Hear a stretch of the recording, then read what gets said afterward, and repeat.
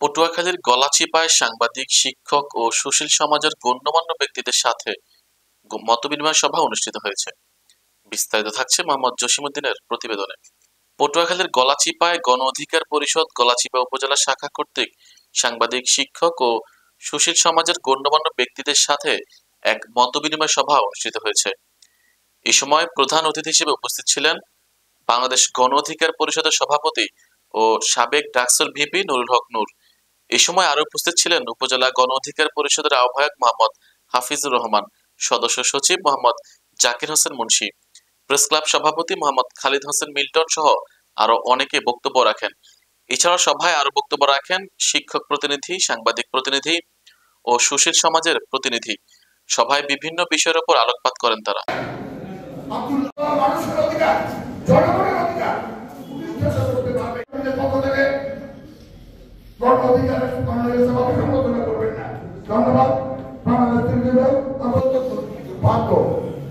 আমার সাংবাদিকরা আমি তো হতে পারে না, আমার হতে পারে না।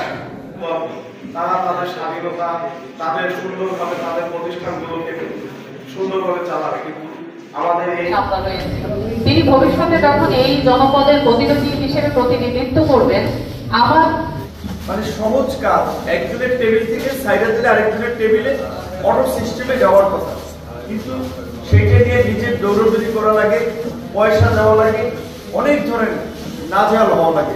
গলাচিপায় ধরেন আপনার বাড়ি কোনো ইউনিয়নে গলাচিপায় আসা লাগবে, জেলায় যাওয়া লাগবে, অনেক ক্ষেত্রে আপনার ঢাকায় ভোট কিংবা মাউসি পর্যন্ত যাওয়া লাগবে।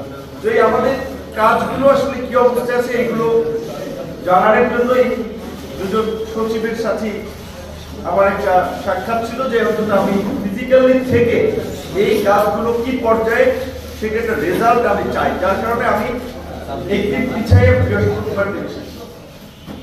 তো আসার পথে ভাবলাম যে এখানে আমি এর আগেও চিন্তা করেছিলাম যে আমাদের অন্তত